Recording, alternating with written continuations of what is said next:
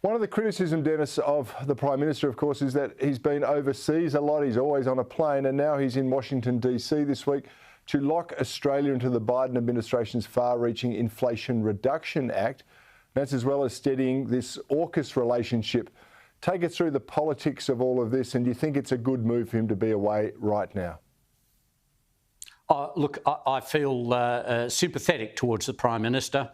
I don't think he's made too many unnecessary trips, and there is such now a demand on world leaders to go to all of these meetings. But I think that the trip to the United States, of course, is being overshadowed by the Middle East, and the Prime Minister needs to be careful. He's indicated he wants to try and get what he can out of the Inflation Reduction Act, President Biden's act, for Australia. Now, this is a more than a $500 billion campaign, $500 billion to be spent on deficit reduction and decarbonisation. Now, I have always felt that mixing the economic principles with other goals, such as climate change, has not worked well for governments. And I think that Anthony Albanese is right to try and get what business he can for Australian businesses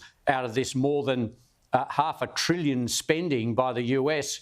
But I think he needs to be careful he doesn't get drawn into the principle. And there are already signs that Australia is moving towards this general principle of of inflation reduction and aiming it at climate change. So that's the first problem. The second one, of course, is that AUKUS has slipped down the agenda.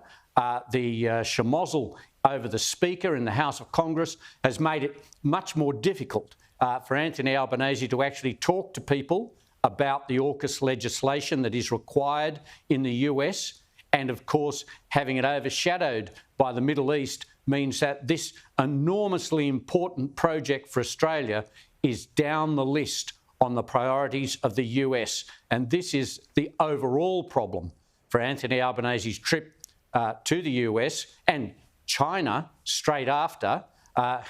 Again, he's going again, and he'll be in China when the Reserve Bank makes its decision on whether or not interest rates will rise. So once again, the Prime Minister will be seen to be overseas when there are big domestic decisions being made. Yeah, you're quite right, but it's a battle that he can't really win in the court of public opinion there, because there has been quite a shift in Australian-Chinese relations over the last few months. There's been some very positive moves, I have to say. Beijing's released Cheng Lei. The PM has committed to this upcoming China trip, as you mentioned. And now Beijing has agreed to review its tariffs on Australian wine. And that leaves only the live lobster trade and beef abattoirs who are facing trade sanctions there. As I said, Dennis, I think this is good news, but do you reckon that people will be concerned about the potential quid pro quo that Beijing always wants when it compromises at their end?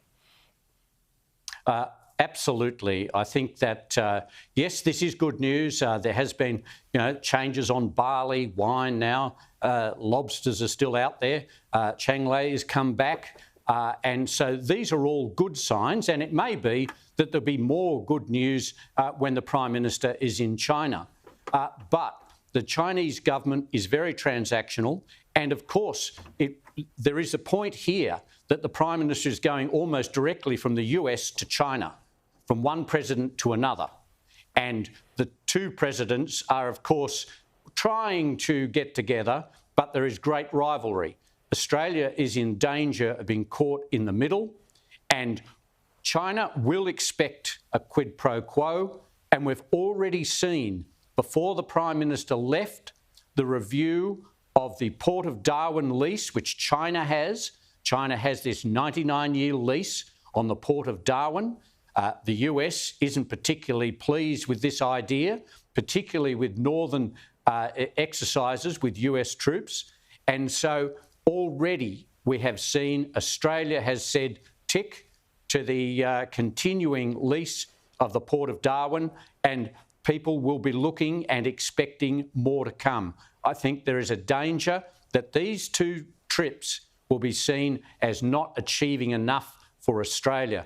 And symbolically, let's just remember that quite a few years ago, when things were very different between China and the US, Australia actually played host to the President of China, the President of the United States, and both of them addressed the Australian Parliament under John Howard as within a week of each other. So this is how things have changed, and I think Australia's in danger of being caught in the middle.